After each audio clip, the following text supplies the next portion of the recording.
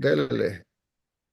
De nuevo con nosotros el abogado y politólogo, director del Instituto Interamericano por la Democracia, Carlos Sánchez Berzaín, que ustedes pueden seguir, ahí tiene la dirección, pueden seguir todo lo que escribe, porque si hay alguien que lucha todos los días las 24 horas, no sé qué dirá su esposa, que no debe estar muy contenta de que dedique tantas horas y tantos días, de lunes a domingo, a la lucha por la democracia, como poca gente lo hace. Bienvenido, Sánchez Berzaín, y muchas gracias por estar de nuevo y orientarnos nuevamente.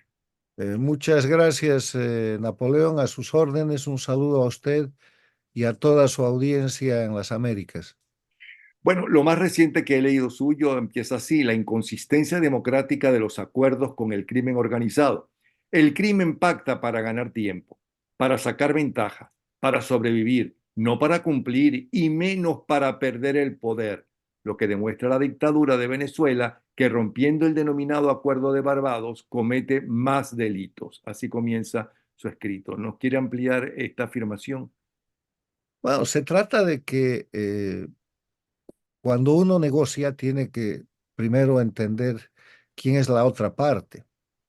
Y cuando se negocia con las dictaduras del socialismo del siglo XXI, llámese Cuba, llámese Venezuela, llámese Bolivia o Nicaragua, uno tiene que entender que está negociando con el crimen organizado. Esa estructura que se llama socialismo del siglo XXI y que en este siglo ha pasado a dominar eh, los gobiernos, a detentar el poder en cuatro países, mantener el de Cuba e instalar dictaduras en Venezuela, Bolivia y Nicaragua, no es una organización política, es una organización criminal y sus hechos lo demuestran. Primero, porque han convertido sus países en narcoestados. Segundo, porque gobiernan a través del mecanismo de terrorismo de Estado, que está definido como la comisión diaria de crímenes desde el poder, en ejercicio del poder, para generar miedo en la población de manera que con ese miedo se logren conductas de sometimiento que de otra forma no serían posibles. Y en tercer lugar, son crimen organizado porque manejan el crimen, las actividades que van desde la corrupción, asesinatos, tortura, detenciones indebidas, manipulación judicial, acusación y denuncia falsas, para tener impunidad. O sea, cuando uno se sienta con lo que se llama la dictadura de Venezuela, tiene que entender que se está sentando con el crimen organizado.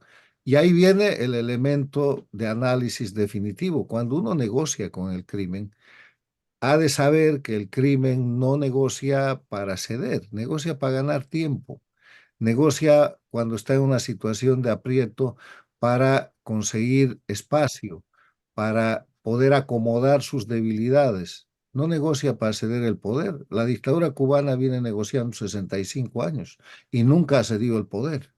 Y la dictadura venezolana también. Negocia hace 25 años. Acuérdese del Chávez totalmente débil cuando estaba a punto de caer, corriendo por los pasillos de del Congreso de Reuniones en Lima para hacer firmar él la Carta Democrática Interamericana porque era lo que le convenía en ese momento. Acuérdese del mismo Chávez el año 2004-2005 tratando de convencer y convenciendo a los Estados Unidos para poner a Insulza de secretario general de la Organización de Estados Americanos como si fuera un personaje imparcial, con lo que controlaron 10 años la OEA. Entonces, cuando se sientan a negociar, se están sentando simplemente para sacar ventaja, no para ceder el poder. De ahí que los famosos acuerdos de Barbados, que antes eran los de México, que antes eran los de Caracas, ¿cuántas negociaciones han habido Los de con la Oslo. dictadura venezolana? Ok, son simplemente escenarios en los cuales la dictadura debe tratar de sacar ventaja y que si no se establecen mecanismos de cumplimiento estrictos, mecanismos de seguimiento rigurosos, pues simplemente vamos a terminar con otro engaño y con el objetivo de las dictaduras, perpetuarse indefinidamente en el poder para tener impunidad. Los criminales no pueden ceder el poder porque es como mostrarle al demonio la luz, se acaban. Si ceden el poder las dictaduras, de inmediato saben que van a perder no solamente la riqueza mala vida, no solamente la libertad, sino que van a tener que rendir cuentas por todos los crímenes que vienen cometiendo con carácter acumulativo. Entonces, lo que estamos viendo en Venezuela como ejemplo, porque es solo un ejemplo, hay casos en Bolivia, hay casos en Nicaragua, hay casos en el Ecuador, hay casos en toda la región. Lo que estamos viendo como último ejemplo con el tema de un Tribunal Supremo de Justicia de la dictadura, que mantiene una inhabilitación absolutamente criminosa, injusta e ilegal en contra de María Corina Machado, es solamente el resultado de negociar con el crimen. ¿Cómo vamos a creer que el Tribunal Supremo de Justicia, por más que tenga ese rimbombante nombre que representa la apropiación institucional de la dictadura de Venezuela, ha de hacer otra cosa? Si el sistema de justicia en las dictaduras no es de jueces, es de verdugos, es de empleados, es de títeres que terminan haciendo lo que la dictadura les manda. Y Ahora, cuando la dictadura se sienta presionada, seguramente podrá ordenar que se modifique esa decisión en uno o en otro sentido, pero la dictadura de Venezuela, y esta es mi primera conclusión de análisis, no puede permitir que María Corina Machado sea candidata porque les gana la elección, les gana estrepitosamente y pierden el poder. Y si se dieran el lujo de permitir que María Corina sea candidata y que gane la elección, van a hacer todo para impedirlo, como hicieron con Capriles cuando él ya ganó la elección. ok, y entonces, ¿qué debe hacer la lucha democrática si no es justamente utilizar los recursos de la democracia y de los demócratas y de los gobiernos democráticos para luchar? Porque quien tiene las armas es la narcotiranía venezolana. Lo que se está haciendo está bien hecho, pero lo que estamos conversando usted y yo en la denuncia, en la identificación de la parte contraria, es lo que complementa ese trabajo. No estamos discutiendo la transición del poder o una elección con un grupo de políticos, sino con un grupo de criminales. La diferencia entre los políticos es que los políticos tienen la posibilidad de tener o de perder el poder y que en el juego democrático tienen adversarios. La diferencia con los criminales es que los criminales tienen enemigos. Y mientras en la lucha política se vence o se convence al adversario, en la lucha con el crimen el adversario elimina al enemigo. Esa es una diferencia que es central.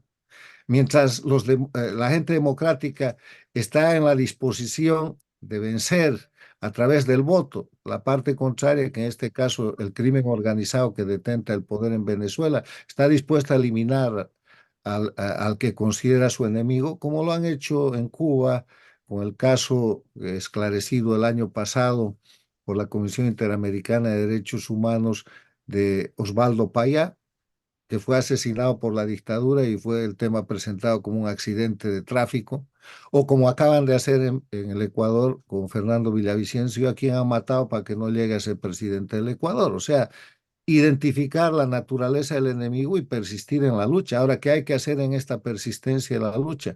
Pues hay que pedir que sea una instancia de esos acuerdos en la que se declare que la candidata está habilitada y después que ellos llenen las formalidades que quieran con su aparato de justicia criminoso y absolutamente parcializado. Porque lo que tenemos que también tener claro es que vamos a ir a una elección en Venezuela en dictadura, sin Estado de Derecho, sin separación e independencia de poderes, sin libertad, con violación a los derechos humanos, con presos políticos, con perseguidos políticos, con torturados y con la violencia concentrada en manos del grupo criminal que detenta el poder. O sea, es un proceso electoral extraordinario que necesita garantías internacionales extraordinarias que van más allá de la simplemente comparecencia en una mesa como la de Barbados. Tienen que haber garantías de cumplimiento estricto por parte de la comunidad internacional en materia de sanciones inhabilitantes que cuando sean ejecutadas priven efectivamente del poder a la dictadura. Ah, pero Estamos, ¿cómo? Perdone que le interrumpa y que haga de abogado del diablo para que nos oriente y nos abra la visión. ¿Qué les importa a ellos, ¿no? como no le importa a Nicaragua, que es un país pobre y así todo, no le importan las sanciones. ¿Qué les importa a ellos si no les importa que el pueblo pase hambre? Porque cuando pasa hambre el pueblo, ellos son la fortaleza y la única esperanza con unos mendrugos de pan. ¿Ok? ¿Qué les importa a ellos esas sanciones? ¿Hasta qué punto ellos van a salir por unas sanciones? He mencionado la palabra sanciones inhabilitantes, no sanciones, porque así como hay oposición de mentira, oposición funcional y oposición de verdad, hay sanciones de mentira y hay sanciones inhabilitantes. Las sanciones inhabilitantes, como su nombre lo indica, es un concepto que he desarrollado y que son aquellas sanciones que tienen que impedir en el corto plazo a la dictadura seguir ejerciendo el poder, que le tienen que quitar la posibilidad de seguir gobernando Venezuela en este caso.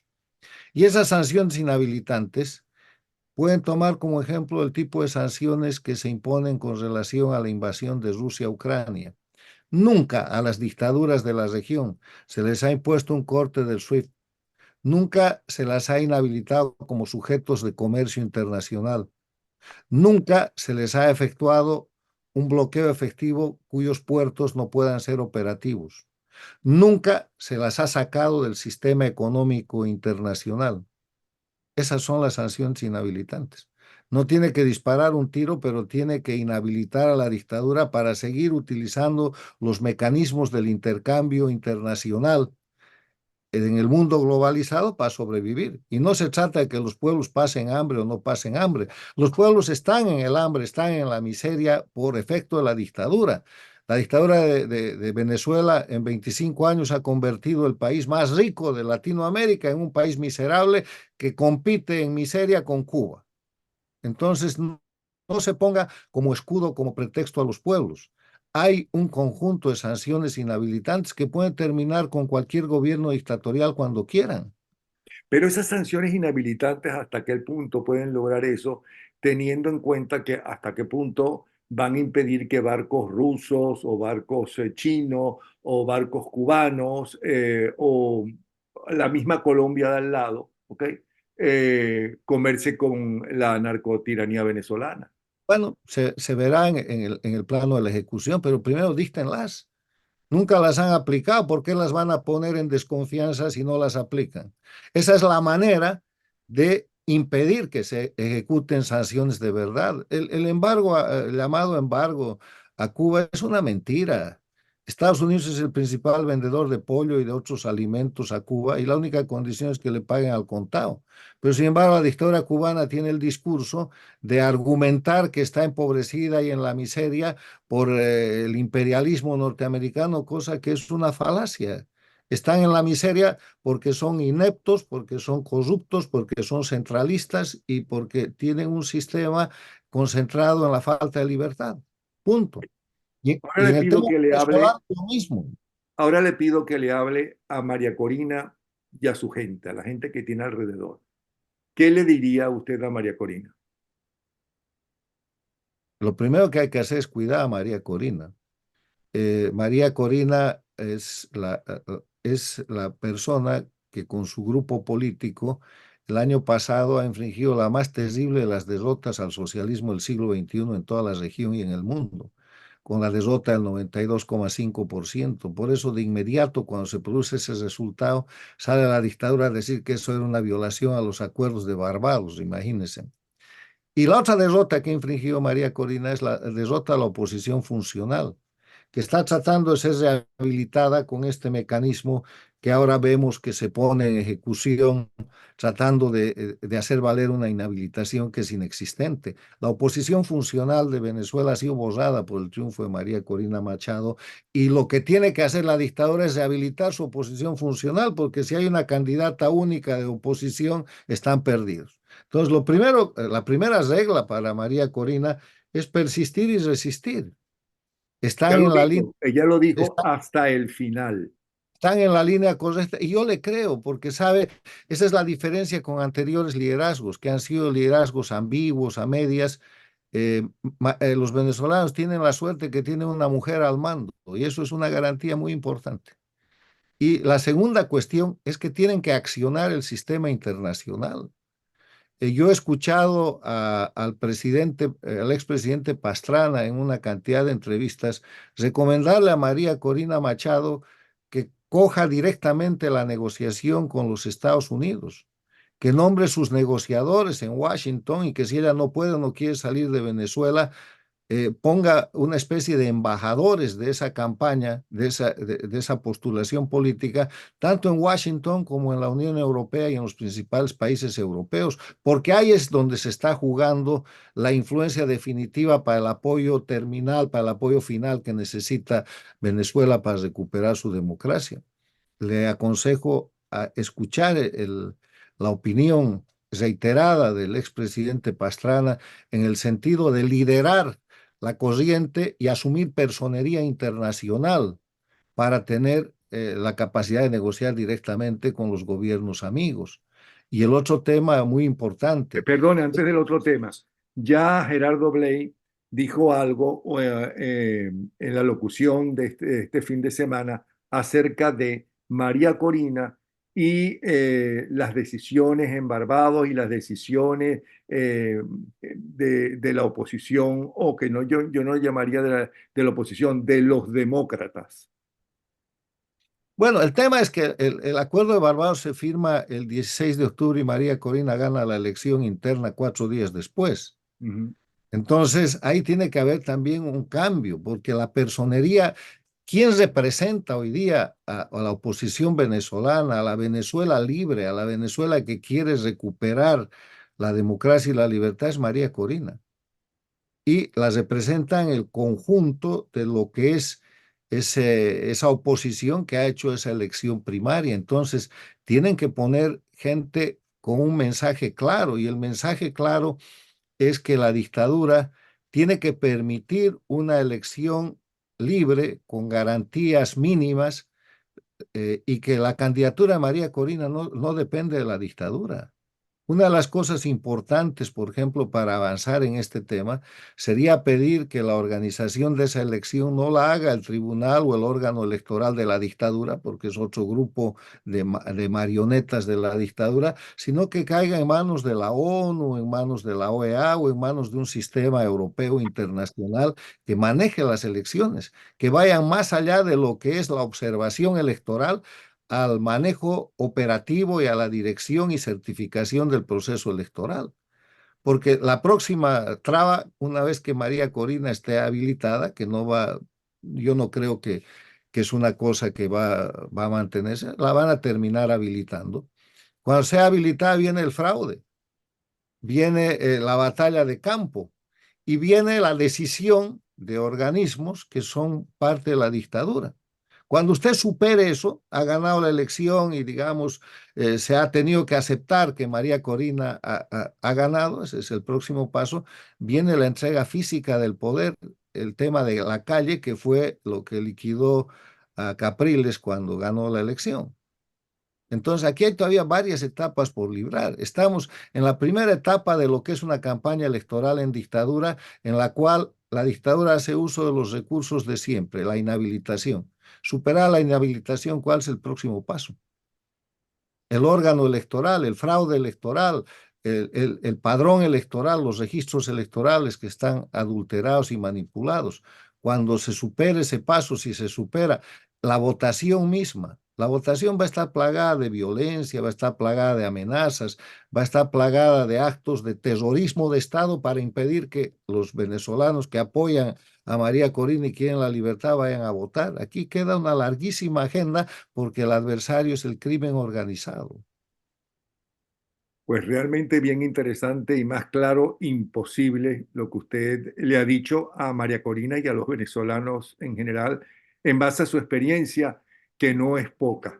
No solamente en el gobierno, cuando estuvo con alguno de los puestos o los puestos más importantes en su país, en Bolivia, excepto el de presidente, tuvo todos los demás puestos importantes, sino también escuchando y con la amistad de otros expresidentes y presidentes en ese Instituto Interamericano por la Democracia que usted defiende. Y antes de finalizar, ¿cómo ve la democracia en Occidente? Ya que hay tantas voces agoreras, sobre el fin, inclusive del mismísimo Papa, del fin de la democracia tal y como se entiende en Occidente de la cultura judeocristiana. Mire, le están queriendo hacer a la democracia lo que le han hecho a la lucha contra el narcotráfico. No ha habido una década más exitosa de lucha contra el narcotráfico que la década de los 90, empezando por los 80, pero la década del siglo pasado. Y después, cuando el crimen organizado toma el poder, cuando Chávez llega a la presidencia de Venezuela, Evo Morales toma el gobierno en Bolivia, Correa en el Ecuador, empiezan a decir que ha fracasado la lucha contra el narcotráfico. Claro, de boca de la gente vinculada al narcotráfico en el poder político, empiezan a asesinar primero la reputación y el prestigio del proyecto. En el tema de la democracia, esto está pasando porque son las dictaduras, son los gobiernos totalitarios los que empiezan a hablar mal de la democracia. Empiezan a decir que la democracia no funciona. Y la respuesta ha sido dada por un estadista importante del siglo pasado, Winston Churchill, que decía que la democracia es el peor de los sistemas que puede haber creado el ser humano, con excepción de todos los demás. La democracia es imperfecta. La democracia es difícil porque está fundada en la libertad, pero no hay mejor sistema. Entonces, lo que hay que hacer con la democracia es practicarla, es defenderla y llevarla adelante, porque, a ver, póngase usted en la situación del pueblo venezolano de hoy día y el pueblo venezolano de hace 25 años. La democracia en la década de los 90 era mala. Habían problemas, las peleas entre los partidos políticos, el envejecimiento de los liderazgos, la falta de renovación, el ensañamiento que tenía Caldera con Carlos Andrés y viceversa, y la corrupción y todos los defectos. Hoy día están mejor. Hablando de corrupción, esa era una corrupción de niños de pecho al lado de la corrupción a la que el socialismo bolivariano, el movimiento de quien juró sobre la moribunda constitución ha llevado adelante. Los venezolanos no tenían necesidad de salir de Venezuela, sino de vacaciones, y de vacaciones bien manejadas porque tenían dinero. Ahora hay cerca de 7 millones de venezolanos fuera de Venezuela que no están precisamente de vacaciones, sino que están exiliados, están obligados a ganarse la vida como pueden. Eh, antes de la revolución que llaman de Cuba, 65 años, la situación era la misma. Entonces, comparen lo que es la peor de las democracias con lo que puede ser la mejor de las dictaduras y no escuchen a quienes están tratando de desprestigiar la democracia porque sin plantear una respuesta que no sea el mejoramiento de la propia democracia. La democracia va a tener que mejorar. Vamos a pasar de una democracia representativa a una más participativa con ayuda de la tecnología, seguramente, pero sigue siendo democracia. Porque la esencia de la democracia es estar fundado en la libertad, el respeto a los derechos humanos, el Estado de Derecho, que quiere decir el respeto de la ley, el principio de que el derecho y la libertad propia tienen como límite el respeto, el derecho y la libertad de los demás, el sistema de institucionalidad del voto universal, donde cada ciudadano es un voto, y la libre organización política. Esos son los elementos básicos de la democracia, con la separación e independencia de poderes, con el agregado de que en democracia se rinde cuentas y se gobierna temporalmente. No hay gobiernos eternos en democracia. Entonces, ¿cómo la democracia va a ser mala? Frente a gente que a costa de la sangre y del hambre y la miseria de los pueblos se queda toda la vida y se muere en la impunidad como Fidel Castro o como Hugo Chávez. Entonces no hablen mal de la democracia hasta no sufrir una buena dictadura como la que tiene Venezuela, Cuba, Bolivia o Nicaragua. Bueno, mejor dicho, vuelvo a repetir, imposible. Gracias nuevamente y gracias por parte de su tiempo y sus 24 horas de trabajo, no sé a qué hora duerme, ¿ok? En su lucha. Un abrazo y ya sabe que Encantado. cuenta con nosotros para lo que podamos ayudar, ¿ok? Gracias, don Napoleón, muy amable. Gracias a usted.